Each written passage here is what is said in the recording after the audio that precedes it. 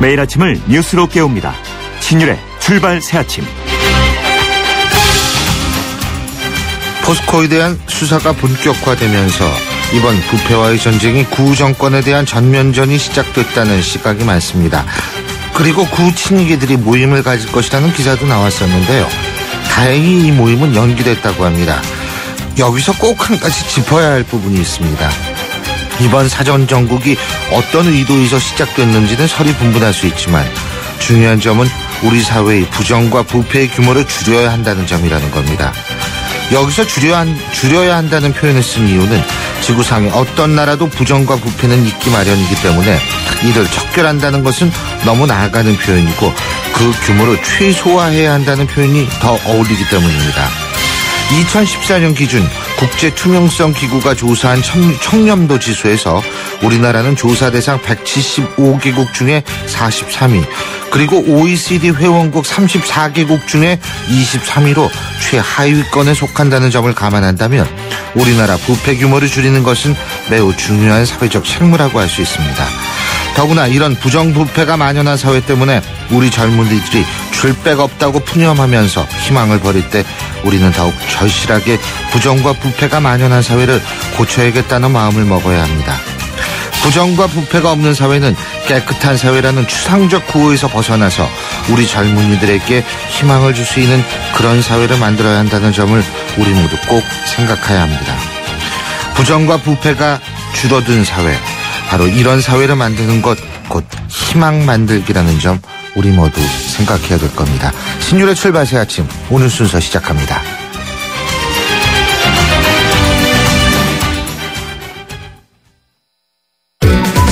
차 안에서 먹고 또 먹어도 사람들이 타고 또 타고 페브리즈 차량용이 있으니 냄새 걱정이 없어요.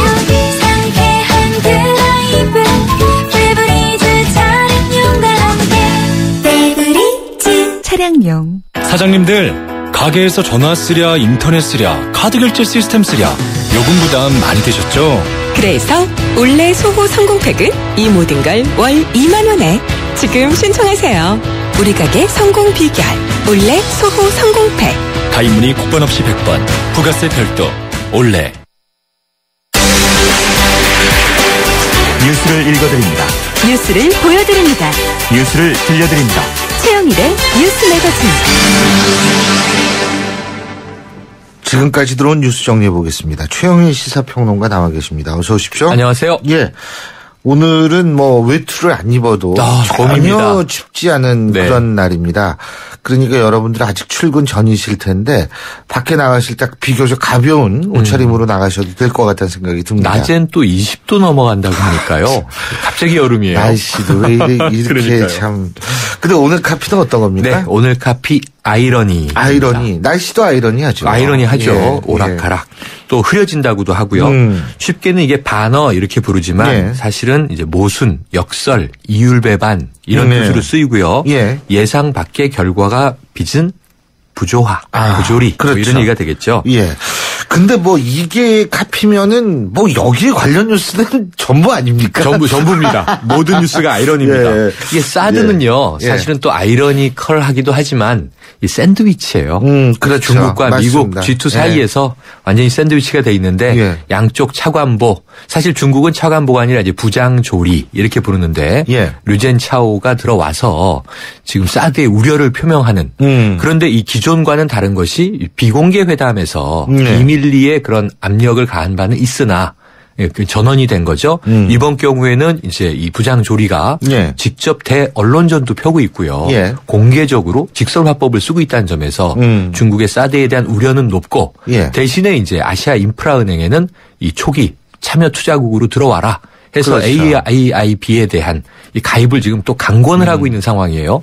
그 와중에 지금 이제 러셀 미국 차관보가 들어와서 이제 이 한반도에서 미 중 간에 각 축 사이에 끼어서 샌드위치가 돼 있는데 우리 정부 고민이 큰 상황입니다. 러셀 차관보 같은 경우에는 우리나라만 지금 딱 방문하는 건데 물론 그렇죠. 표면상 이유는 리퍼트 주한 미국 대사 피습 사건에 대해서 우리나라 국민들이 그렇게 도와준 거에 대한 그렇죠. 감사의 표시와 동시에 한미 동맹 굳건함을 보여주기 위해서 왔다는 건데 근데 이렇게 우리나라만 도는 경우는 거의 없거든요. 그러니까 그렇죠. 거기에 대한 함의가 여러 가지가 있을 수 있습니다. 오늘 조간신문에 보면 중국과 미국 쪽 양 차관보에 사진이 실려 있는데요. 정말 그 표정 속에서 미묘함이 다 담겨 있거든요. 한번 비교해서 주시해야 될 뉴스이고요. 결과는 우리의 결정은 무엇인가 이게 제일 중요한 거죠. 그렇죠. 그리고 국내 뉴스는 아까 오프닝에서 말씀해 주신 포스코에 대한 대대적인 지금 수사 이 부분인데 정준양 전 회장과 포스코 전 임직원들 현 임직원도 있습니다만 출국 금지된 상태에서 이제 소환을 앞두고 있습니다. 그러니까 소환이라고 한다면 이제 본격 수사 뭔가 이제 파헤치기 시작한다는 건데요. 과연 그 범위가 그 깊이가 어디까지가 될 것인가. 근데 아까 교수님 말씀에서 19일 그 친이계의 만찬 다행히 연기됐다 말씀하셨는데 저는 만찬은 연기됐지만 어차피 다 연락하고 만나고 지금 대책 마련에 부심할 거 아닙니까? 근데 이게 정치적인 누가 있다 없다를 떠나가지고 사실 지금 젊은이들이 좌절하는 젊은이들이 많잖아요. 그렇죠. 근데 그 젊은이들이 이게 내가 줄백이 없어서 좌절한다라는 생각을 하면 우리 사회는 더 건강하지 못하게 되거든요. 맞습니다. 그래서 이번 기회에 정말 줄백 없어도 노력하면은 될 수 있는 사회를 100% 만들 수는 없겠지만 최소한도 줄백으로 장난치다가 어떻게 된다라는 거를 보여주는 그런 기회가 된다면 맞습니다. 저는 나름대로 의미가 있을 것 같다는 생각이 들어요. 자, 그 외에 이제 요건 작은 아이러니 되겠네요. 어제 이병호 국정원장 후보자에 대한 인사청문회 있었죠. 그래서 이제 인선에 대한 청문회는 다 끝났습니다. 오늘 이제 경과보고서 채택이 남아 있고요. 근데 이게 보다 보니까 역사 인식에 대한 단골 질문 또 나옵니다. 5.16 국정원장 후보는 5.16은 쿠데타인가 이렇게 물어보고 답변하시오. 아니 야당 의원들이죠. 이미 김영삼 정권 때 다 끝난 거 아니에요? 쿠데타라고? 계속 물어봐요. 지금 21세기가 돼도 물어봅니다. 여기 대해서 이제 이 후보자는 5.16에 대해서 조금 이제 처음엔 피해가려고 했지만 결국 결과는 이런 겁니다. 5.16은 쿠데타지만 여기는 공인으로서의 입장과 사인으로서의 입장이 있는데 개인적으로는 국가 안보를 강화시킨 계기가 됐다. 그래서 양면성을 다 언급한 그런 상황이 됐고요. 어쨌든 이 국정원의 선거 개입과 관련해서는 초기에 언론기고문에선 그럴 리가 없다. 이런 글들이 있어서 야당 의원들의 성토가 있었는데 당시에는 좀 신중하지 못했던 것 같다. 이게 사과를 하면서 어쨌든 국정원 정치개혁 개입은 절대 반대이고 본인은 어쨌든 역사적 범죄자가 되지 않겠다. 이런 강한 표현으로 이 부분에 대한 이제 답변을 피력했는데요. 앞서서 이제 남재준 국정원장이 있었고요. 이병기 국정원장이 비서실장으로 갔고요. 이병호 국정원장이 이번 정부 3대 원장 아닙니까? 된다면, 임명된다면 그랬을 때 어쨌든 국정원 개혁이라고 하는 숙제를 계속 이제 국정원장이 짊어지고 가는 것 같습니다.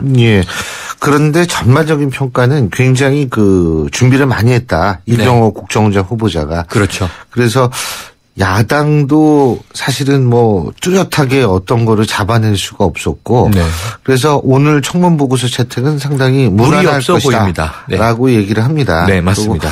그리고 약간 연세가 있으심에도 불구하고 아주 낮은 자세로 또박또박 너무나 답변을 잘했다는 것이 여야를 막론한 청문회의 평가였습니다. 그래서 이 인사청문회에서 보여주신 자세만큼 이제 국정원을 잘 끌고 가는 수장으로 국정원 선진화 또 필요한 개혁 잘 이끌어 주시길 바라고요. 본연의 업무를 잘해서 지금 불안정한 시기인데 국정원은 또 국정원의 역할을 바로 자리매김했으면 하는 바람이고요.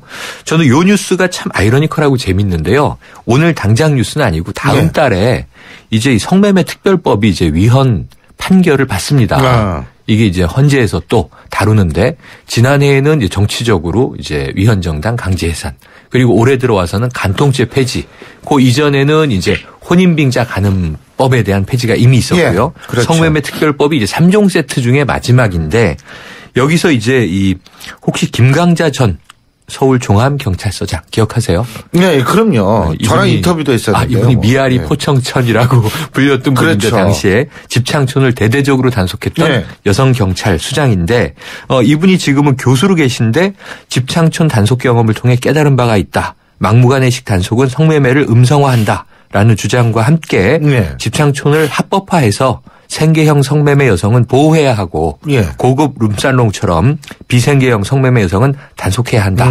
그래서 이게 굉장히 좀 뜨거운 찬반 논란이 또 일어날 것 같습니다. 그렇죠. 근데 이제 혼인민자 간음이라든지 간통죄라든지 이런 것은 개인과 개인 간에 일어나는 문제인데 그렇죠. 사실 성매매라는 것은 구조적 차원에서 접근할 수 있는 문제이자 이거는 뭐 혼인민자 간음이나 간통죄처럼 서로가 좋아하고 뭐 이런 문제가 아니잖아요. 시장 논리가 돈을 매기로 한다라는 차원에서는 사실 이 문제는 좀 다른 문제인데 뭐 그건 좀 지켜봐야겠죠. 자, 또 다른 뉴스 어떤 게 있어요? 네. 청문회를 마치고 경과보고서 채택에 이어서 임명장을 받은 이제 신임 장관들이 취임을 했죠. 여기서 좀 요새 시끄러운 것은 정무특보인데요. 신임 장관들과 함께 정무특보들 세 분도 임명장을 받았는데 결국은 이제 이 겸직을 우려했던 어떤 여야 정치권의 이제 이 우려를 다 그냥 무시하고 정무특보를 임명하는구나 하는 좀 탄식이 일부 나왔습니다. 앞으로 이제 이분들의 활동 지켜봐야 될 것 같은데요. 유기준 해수부 장관 취임 일성은 성과로 평가받겠다. 이런 것으로 나왔고요. 홍영표 통일부 장관은 취임 식후 출입기자실을 직접 찾아서 자신은 매파도 비둘기파도 아니고 올빼미파다 이런 얘기를 했는데 올빼미파가 뭘까요? 글쎄요. 밤에 일을 하시는 분인가? 본인의 보통 직장인들을 올빼미족 그러면 그렇죠. 야근하는 사람들 얘기하는데 이 홍 장관의 이야기는 균형 감각이 중요하다는 의미다 이렇게 해석이 되고 있고요. 유일호 국토교통부 장관 이 취임사에서 주택시장 정상화 서민주거복지 강화에 역점을 두겠다. 그래서 이제 신임 장관들이 이제 출발한 이러한 이야기들이 과연 공연불이 될지 정말 국민들의 박수를 받는 약속이 될지 지켜봐야 할 텐데요. 이게 항상 시한부 장관 아니냐 하는 질타를 받으면서 청문회를 넘기지 않았습니까? 그 10개월 장관이냐. 이 수명과 내년 총선에 대한 입장 계속 지켜봐야 될 것 같습니다. 근데 재밌는 게요. 오히려 장관들의 청문회는 무난했는데 어떻게 정무특보 문제가 더 커져요. 지금. 정무특보는 청문회도 없는데 말이죠. 청문회도 없는데 더 커져요. 지금 사드 문제 지난 일요일에 있었던 당정청 고위급 협의체에서 이 청와대와 정부는 다루기를 거부해서 사실상 다루지 못했는데 여기에 대해서 또 유승민 원내대표는 그 의총에 붙여서 공론을 하겠다는 의지를 계속 밀어붙이고 있어서 아까 처음에 중국과 미국 사이의 샌드위치라는 말씀도 드렸지만 국내 정치에서도 이 사드라는 카드를 가지고 여권 내에서 이게 당과 청과 이게 갈리는 기류예요. 어떻게 될 거라고 보십니까? 글쎄요. 제가 볼 때는 이 사드 문제 같은 경우에 상당히 고도의 전문적 판단이 요구되는 맞습니다. 문제거든요. 국가 안보와 관련된 거고요. 그렇게 당연하죠. 그렇기 때문에 이것은 뭐 여론을 모아가지고 해결하는 것 그런 것도 모양새가 좋지만 사실은 전문성 있는 집단에 있어서의 냉철하고 이성적인 판단이 우선돼야 된다. 그런 의미에서 과연 이 문제를 가지고 의총을 할 문제인가라는 생각도 저는 얼핏 든다는 게 개인적인 판단입니다. 자, 어떤 노래 듣고 헤어질까요? 오늘 아이러니 말씀드렸으니까 뭐 이제 요즘은 활동하지 않는 걸그룹인데요. 원더걸스의 아이러니. 오랜만에 듣는다 원더걸스. 그 노래 듣죠. 그럼 오늘 말씀 여기까지 듣죠. 고맙습니다. 고맙습니다. 지금까지 최영일 시사평론가였습니다.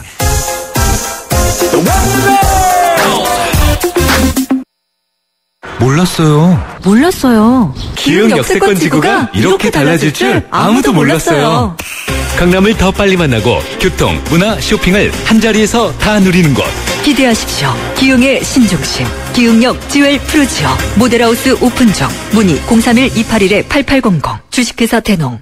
코웨이에선 정수기 필터 교체하듯이 오염된 매트리스 상단을 새 걸로 교체할 수 있대요. 우와! 게다가 미세먼지부터 진먼지 진드기까지 7단계로 케어해준대요. 우와! 위생까지 책임져야 진짜 침대다. 코웨이 매트리스 케어 렌탈 1588-5200. 신율의 출발새 아침 1부 순서는 여기서 줄이고요. 잠시 뒤 2부에서 뵙겠습니다.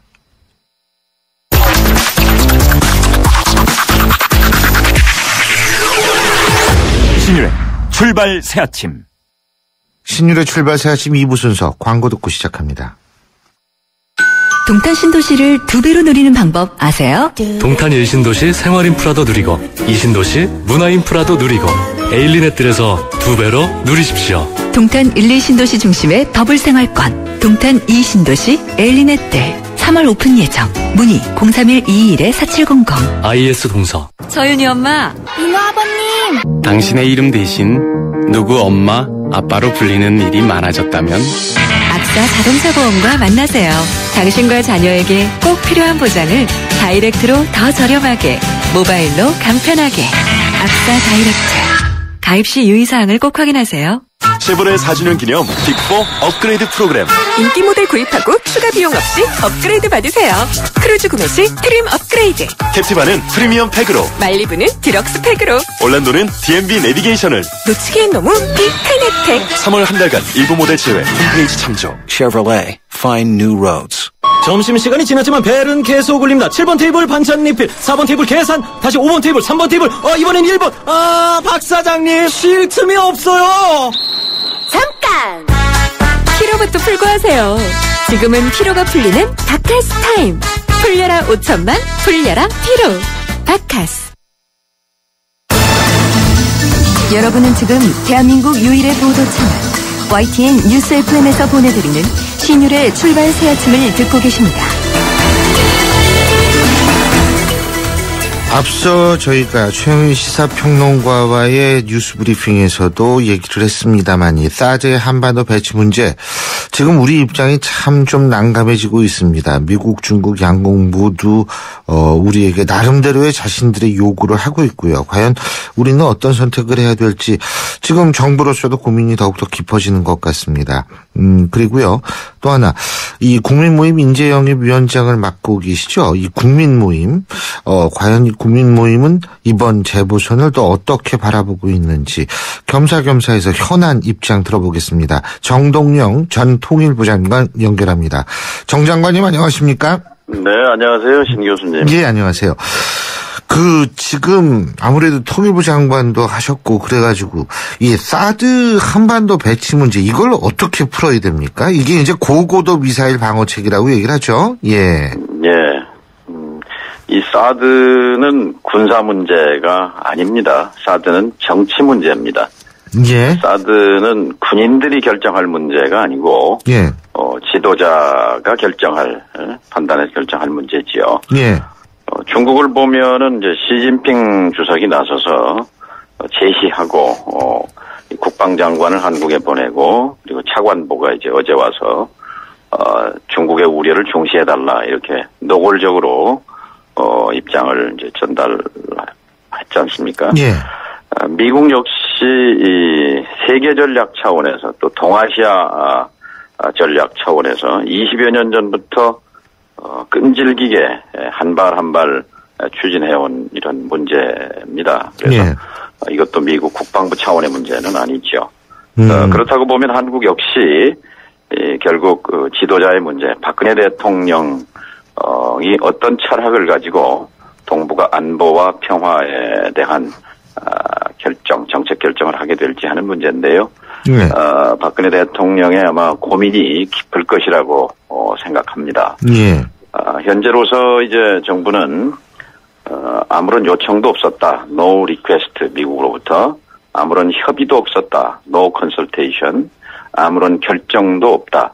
No decision. 이렇게 예. 삼무를 이제 정부 입장으로 내놓고 있습니다만 이건 평가할 수 있습니다. 전략적 모호성을 유지할 필요가 있는 거지요. 예.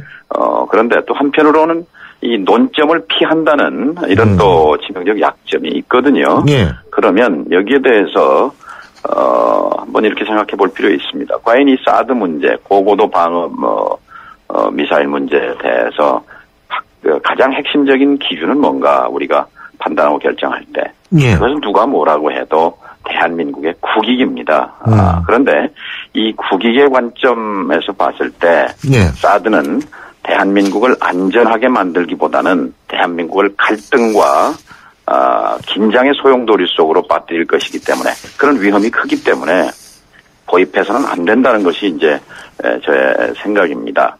그러면 이 사드가 MD가 미사일 방어 미사일, 고고도 방어 미사일 이게 우리 기국에서 국익의 관점에서 어떤 문제가 있는가 세 가지 측면이 있습니다. 네. 하나는 정치 문제고 하나는 군사 문제고 하나는 외교 문제입니다. 정치 문제라는 건 뭐냐면요. 이 MD 방어 미사일을 배치하는 이 과정 자체가 북핵 문제를 악화시킵니다. 한반도 위기가 고조됩니다. 무슨 얘기냐면 이 방어 미사일 MD와 북핵은 1994년 이후에 20년 전부터요. 네. 동반성장해온 괴물 같은 것입니다. 북한 핵이 커지면 우리는 MD의 늪에 끌려 들어갔고 또 MD가 진행되면 될수록 북핵 문제는 더욱더 커지는 이런 악순환의 고리에 빠져 있는 거거든요. 네. 분명히 이것은 북핵 문제 해결의 악재입니다. 이게 정치 문제의 핵심이고요. 두 번째, 이 군사 문제인데요. 네. 군사 문제로서는 결국 실효성이 문제가 되는데요. 이 실효성은 뭐냐면 방어 미사일 MD의 일종인 사드 고고도 방어 미사일이라는 게 아직 성능도 실험 검증도 아직 끝나지 않은 상태입니다. 미국도 전 세계에 3개 포대밖에는 없습니다. 근데 우리가 그 방어 미사일이 뭔가 했을 때 제일 알기 쉽게 이해할 수 있는 게 패트리어트 미사일이라고 예전에 많이 들으셨을 텐데요. 20년 전에 25년 전에 이라크 전쟁, 걸프 전쟁 때죠. 91년. 제가 그때 특파원으로 이라크에 갔었고 중동에 갔었고 이스라엘에도 갔습니다. 그때 미국이 사담 후세인이 이스라엘을 향해서 쏜 미사일을 패트리어트 방어 미사일로 요격 격추시켰거든요. 시켰다고 발표했거든요. 그때 CNN 화면을 통해서 전 세계인이 지켜봤습니다. 그때 이스라엘로 떨어진 사담 후세인의 이라크 미사일을 95%를 맞췄다고 했는데 몇 년이 지난 뒤에 드러난 사실은 한 개도 못 맞췄다는 거거든요. 저고도 방어 미사일이 이 패트리어트인데요. 어쨌든 이 고고도 방어 미사일과 관련해서 비용은 막대한데 한 개 포대에 최소한 20억 불, 2조 이상이 든다고 되어 있습니다. 효과는 불분명합니다. 또 특히 한반도는 지형이 이 휴전선에서 서울까지 60km밖에 안 돼요. 자, 미사일의 속도가 초속 4km 이상인데 불과 15초면 날아오는 거리예요. 평양 쪽에서 날아오더라도 불과 한 1, 2분이면 날아오는 거리인데 그 시간 동안에 미사일 발사를 탐지하고 그리고 식별하고 어디로 날아가는지 그리고 이거를 결정하고 그리고 발사해서 요격하는 이런 절차가 몇 초 안에 또는 1, 2분 안에 이루어진다는 거는 그거는 거의 불가능하다고 보여집니다. 따라서 이 군사적 실효성, 효용성 문제에서 분명히 문제가 있는 판단이 되는 것이고요. 끝으로 세 번째가 이제 외교 문제인데요. 이 사드 배치 이제 그래서 망설이는 거죠. 그래서 박근혜 대통령이 고민이 깊은 건데요. 한중 관계 파탄 위험성이 분명히 있습니다. 그리고 이렇게 되면 평화 통일은 멀어지게 됩니다. 그러니까 지금 중국은 분명하게 지금 얘기하고 있거든요. 사드 고고도 방어 미사일이라는 게 우리를 겨냥하는 거다. 중국을 겨냥하는 거다. 이것은 중국의 핵심 이익 군사 주권을 침해한다. 용납할 수 없다. 굉장히 거칠고 단호한 그런 외교적 언사가 아니라 굉장히 노골적인 그런 말로 또 밀어붙이고 있는 거거든요. 이건 현실입니다. 현실이기 때문에 저는 박근혜 대통령의 고민을 이해하면서도 정말 무엇이 국익인지에 대해서 여론을 활용할 필요가 있고 야당을 활용할 필요가 있고 그리고 정말 언론이 핵심을 어떤 한쪽의 그 이념적이라든지 이런 문제로 몰아갈 것이 아니라 이것은 정말 진정한 대한민국의 국익이 어디 있는가를 중심으로 5천만이 단결해서 접근해야 할 문제라고 생각합니다. 자, 그렇다면 말입니다. 지금 새누리당 같은 경우에는 의원총회 얘기까지 나오고 있거든요. 그렇다면은 정 장관님 보실 때에는 이것이 이런 문제가 이 여당 입장에서 의원총회 열어서 공개적으로 이 논의해가지고 결정할 수 있는 사안이라고 보십니까? 아까 지도자의 결단이라고 말씀하셨는데. 분명히 잘못된 접근입니다. 이 사드 고고도 방어 미사일 문제 이건 굉장히 복잡하고 어렵고 까다로운 문제입니다. 이런 것들을 전문성이 없는 의원총회에서 뚝딱 결정하기엔 너무 위험하고요. 우리 국민들에게 일단 공론화 절차에 들어가야 합니다. 지금까지는 아까 산무정책 요청도 없었고 결정된 거 없다. 이렇게 지금 미뤄왔는데요. 이제는 전략적 모호성으로부터 단계적 공론화 단계로 접어들어야 합니다. 그렇게 해서 국민들의 의사를 결집하고 이것을 우리의 국익을 지키는 무기로 삼아야 한다고 봅니다. 예. 국민들에게 지금 상태에서 사드 배치를 지지합니까 반대합니까 찬반을 묻는 것은 그것은 굉장히 무책임한 태도입니다. 일단 정확한 정보 그리고 핵심 논점을 국민들에게 자세히 설명해주는 일부터 시작해야 합니다. 그렇다면 새누리당은 왜 이렇게 의총도 열면서 사드 배치에 적극적인 인상을 줄까요? 글쎄 공교롭게 또 뭐 김기정 씨 사건 예. 그 국면 속에서 이제 이런 결정을 하고 했는데요. 정말 여당은 정부 여당은 조금 더 무거운 책임 있는 자세로 국익에 접근해야 합니다. 그렇죠. 지금 어쨌든 상당히 이 여당과 또 청와대가 이게 조금 입장이 다른 것 같기도 하고요. 그런 생각도 좀 들어서 여쭤본 거고. 자, 또 이게 여당과 청와대 문제, 여야 문제, 또는 뭐 보수 진보 문제 그런 문제 아니에요. 이렇게 접근해서는 절대 안 되는 예. 문제입니다. 예. 그러면 어떻게 하겠느냐 하는 이제 답이 궁금하잖아요. 예. 그런데 답은요. 과거 경험을 잘 살펴보면 나와 있습니다. 예. 무슨 말씀이냐면요. MD 이 방어 미사일의 뿌리는 뭡니까? 북한 핵이잖아요. 그렇죠. 그런데 북한 핵 문제에 대한 해결의 모범이 있잖아요. 예. 그게 딱 10년 전에 2005년 오늘이 2015년이니까요. 예. 2005년 9월 19일 육자회담 공동성명에 나와 있습니다. 예. 육자회담 합의에 나와 있어요. 뭐냐?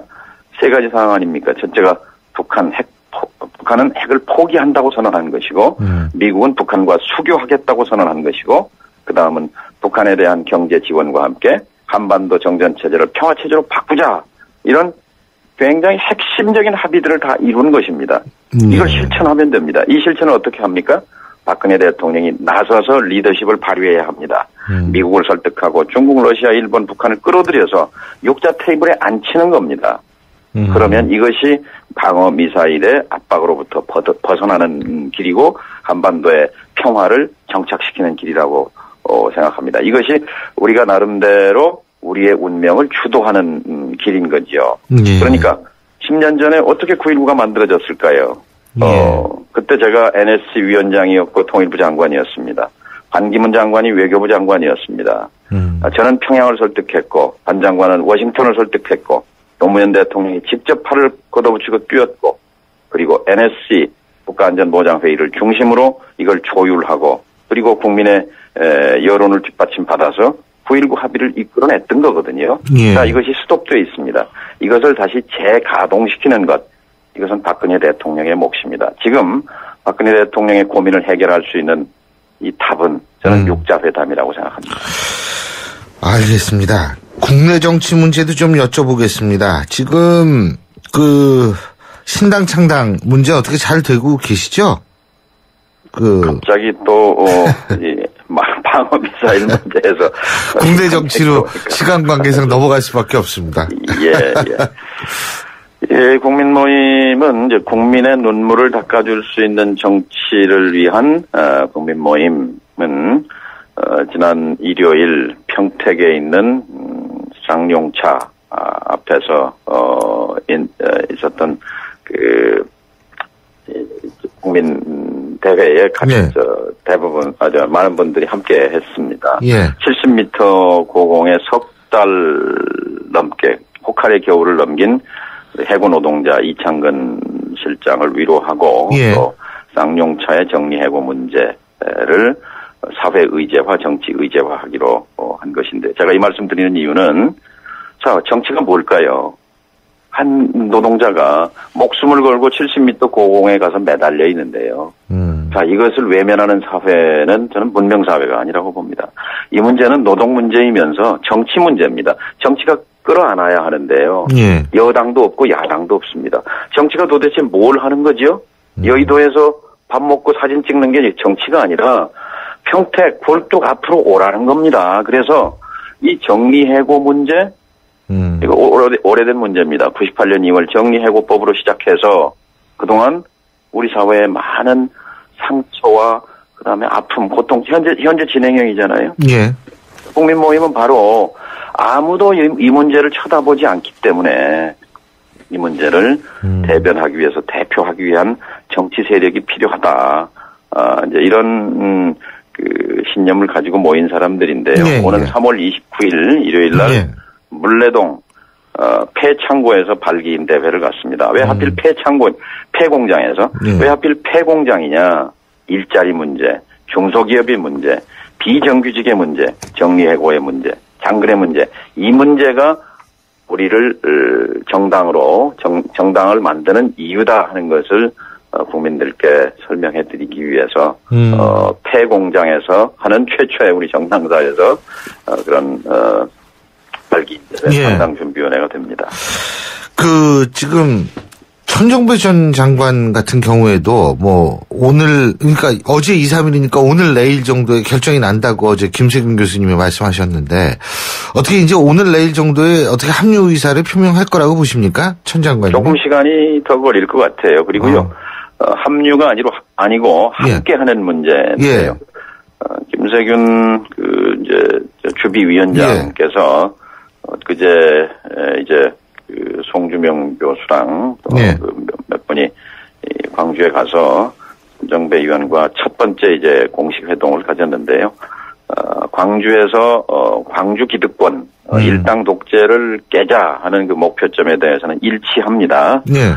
그리고 내년 총선에서 20대 총선에서 새정년과 맞설 수 있는 지금 제1야당을 교체할 수 있는 그런 대한 정치 세력을 구축하자 하는 문제도 목표가 같습니다. 그래서 앞으로 큰 틀에서 함께 하자 하는 대화를 나누었고 이제 오늘 내일 사이에 광주 시민사회가 시민정치위원회에서 천정배 후보를 아마 시민 후보로 이렇게 결정하는 절차가 있을 것이고 앞으로 계속 천정배 후보, 광주 시민사회 그리고 국민모임이 어떻게 하면 광주 기득권을 깨뜨리는데 함께할 것인가 이 문제를 논의해 갈 것입니다. 알겠습니다. 그 뭐 동작을에 우리 정 장관님 뭐 이 반응들이 그렇게 나쁘지 않다는 얘기가 많은데 관악을 관악을요 참. 예. 나쁘지 않다는 얘기가 많은데 어떻게 하실 거예요? 간단하게. 저는 뭐 출마할 생각이 없습니다. 출마하신 여러 번 말씀드려 왔고요. 예. 잘 알겠습니다. 오늘 말씀 여기까지 듣죠. 고맙습니다. 감사합니다. 지금까지, 국민모임에서 인재영입위원장을 맡고 계시죠. 정동영 전 통일부 장관이었습니다. 경제 컬럼니스트 정철진의 경제시선. 정철진 경제 컬럼니스트 연결합니다. 안녕하십니까? 네, 안녕하십니까? 자, 포스코건설, 포스코그룹 비리에 대한 검찰 수사가 이제 막 시작인데 신세계그룹도 지금 뭐 얘기가 나와요? 그렇습니다. 이 어제 법조계에 따르면은요. 서울중앙지검 이 특수 일부가 배당을 받은 것 같고요. 신세계 총그룹 총수 일가 계좌를 이미 추적하고 있다. 이제 이런 내용이 흘러나왔습니다. 이제 이명희 신세계그룹 회장, 또 정영진 신세계 부회장, 이제 총수 일가가 비자금을 조성했을 수 있다. 이런 의혹에 대한 수사인데요. 물론 아직 이제 상황을 속단하기 힘듭니다. 이제 검찰 측은 신세계그룹 관련 계좌를 보고는 있다. 그리고 이제 뭐 계좌 추적을 하고 있다는 걸 인정을 했지만, 특별한 혐의는 뭐 아직 확인된 바 없으니까 뭐 이렇게 저렇게 속단하지 말아달라. 이런 내용을 당부했습니다. 그렇군요. 근데 신세계그룹, 뭐 이게 이른바 찌라시라고 그러죠? 여기도 말들이 많이 나왔었던 모양이죠? 그 말들은 굉장히 많이 나왔습니다. 그러니까 검찰이 신세계그룹 비자금 수사한다 뭐 이런 내용이었었는데요. 이번에 쟁점이 되고 있는 게 신세계그룹 법인 계좌가 있습니다. 이제 당좌 계좌에서 수표들이 발행이 됐는데 수표를 발행했으니까 이게 현금화 됐겠고 이걸 가지고 뭐 물품 거래나 법인 사업에 썼을 겁니다. 근데 현금화된 모든 것이 다 물품 거래에 쓰이지가 않았다는 이제 여기서부터 시작이 되는 거거든요. 그럼 남은 돈들 어디로 갔나? 이제 검찰 측은 이게 총수 일가의 계좌로 혹시 들어가지 않았을까 이렇게 파악을 했는데 이런 수사는 뭐 지난해부터 하고 있다는 얘기도 나왔었고 관련해서 올 1월에 이미 신세계 그룹 측이 소명 자료를 검찰 측에 전달했다. 이런 내용도 지금 나오고 있거든요. 예. 그래서 어쨌든 뭐 요즘 이제 신세계 그룹까지 나오고 있어서 검찰 수사가 포스코 그룹으로 끝나는 게 아니라 뭐 재계 전반에 퍼지는 거 아니냐 이런 얘기 나오고 있는데 이제 이에 대해서 신세계 측도 얘기 나왔습니다. 이게 뭐 딴 데가 간 게 아니다. 법인 카드로 결제할 수 없는 좀 미묘한 부분들이 있다. 경력금이랄지 그렇죠. 예. 또 경조사비랄지 이런 데 지출에 한 70억, 80억 정도 현금이 사용된 거다. 이건 비자금이랑 전혀 무관하다 이렇게 나오고 있는데 앞으로 검찰 수사 지켜봐야 될 것 같습니다. 참 요새 기업들이 조금 좀 신경이 많이 쓰이겠어요. 요새 사정 정국에. 어느 그룹을 갈지 모르겠는데 신경이 많이 쓰일 것 같아요. 한 그룹씩 나오니까. 예, 이런 거 보면 돈 많은 거보다 돈 없는 게 마음이 편해요. 적당히 있는 게. 그리고요, 요즘 홈쇼핑 많이 이용하지 않습니까? 뭐 품질도 좋다, 싸다 이런 평가도 있는데, 근데 수수료가 엄청나다 그러죠. 수수료가 우리가 뭐 백화점 수수료 가지고 했는데 거의 비슷합니다. 요즘 뭐 개그 프로 도찐 개찐이라고 하는데 TV 홈쇼핑의 이 평균 판매 수수료율이 34.4%였습니다. 그러니까 이 납품 뭐 만약에 TV 홈쇼핑 업체에서 10만 원 매출 올렸다. 이 중에 34,400원은 수수료였다. 이런 건데요. 새누리당 장효성 의원이 이제 받은 이제 중소기업청으로도 받은 보고서에 나왔던 건데, 뭐 GS 홈쇼핑이 37.9% 뭐 이렇게 가장 높았었고요. 웬만한 업체들 다 30%가 넘는 수수료를 받았던 것으로 밝혀졌습니다. 예. 아, 그렇군요. 근데 이게 홈쇼핑 회사들이 납품업체로부터 이런 높은 수수료를 받았다는 얘기 아닙니까? 결국 따지고 본다면. 네. 그렇다면 이건 소비자하고도 관계가 있을 수밖에 없죠. 그죠? 그렇죠. 우리, 백화점 수수료 할 때도 저희가 들었는데요. 백화점이 한 뭐 25%, 30% 챙긴다. 그러면은 납품업체 또 마진도 있을 거입니다. 네. 뭐 한 10% 정도 챙긴다고 하면. 그렇죠. 우리가 10만원짜리 사면은 이거의 원가는 최 5만 원이 될까요? 뭐 더 밑에까지 하면 4만 원, 3만 원. 그러니까 이렇게 많을수록 당연히 소비자 가격도 분명히 올라가는 거거든요. 원가 대비. 중간에 제조사 마진, 유통 마진 끼어들었어야 되는 거니까요. 그래서 뭐 TV 홈쇼핑 화려하지만 어쨌든 너무 많이 챙기고 있다. 그리고 또 일부 중소기업은 스스로 제살 깎아 먹게 하면서까지 또 납품을 한다. 그래서 아픔도 있다는 거 함께 알았으면 좋을 것 같습니다. 끝으로 간단하게 지금 시중에 마땅한 투자처 찾지 못하는 돈이 800조 원을 넘었다고 그러네요. 네, 800조입니다. 이 1년 미만 이 자기자금이랑 부동자금 800조인데요. 실제 1% 금리 되지 않았습니까? 한순간에 움직일 수 있습니다. 지켜봐야 되겠습니다. 알겠습니다. 오늘 말씀 잘 들었습니다. 고맙습니다. 네, 감사합니다. 정철진 경제 컬럼니스트였습니다. 이천 어디에 사시겠습니까? 이천의 새로운 중심을 생각한다면, 이천의 더 큰 내일을 생각한다면, 이천이 준비하고 한양이 짓는 젊은 도시를 만나십시오. 이천이 준비한 젊은 새도시, 이천 증포새도시 한양 수자일. 문의 1899-6316. 주식회사 한양.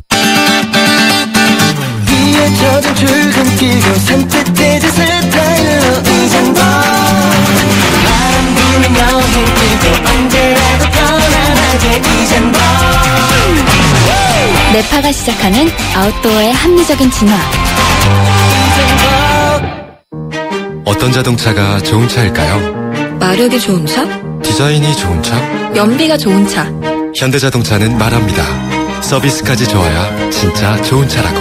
국내 최다 네트워크 현대자동차 공식 장비 서비스 블루핸즈. New thinking, new possibilities. 현대자동차. 엄마라는, 도전이라는, 헌신이라는 이름의 흉터. 때론 자랑스럽지만 달라졌으면 하는 여자 마음. 더마틱스 울트라로 흉터 달라질 수 있습니다. CPX 성분이 흉터를 흐리고 부드럽고 매끈하게. 흉터 전문 더마틱스 울트라. 본 제품은 의료기기입니다. 하얀 쌀에 옛 어머니의 지혜가 더해지면 들리세요? 한 방울도 뺏기지 않는 빨간 쌀의 능력. 촉촉해지고 싶은 만큼 촉촉해져요. 진한 보습이니까 한율 진액스킨. 신율의 출발 새 아침 2부 순서는 줄이고요. 전 8시 10분 3부에서 뵙겠습니다.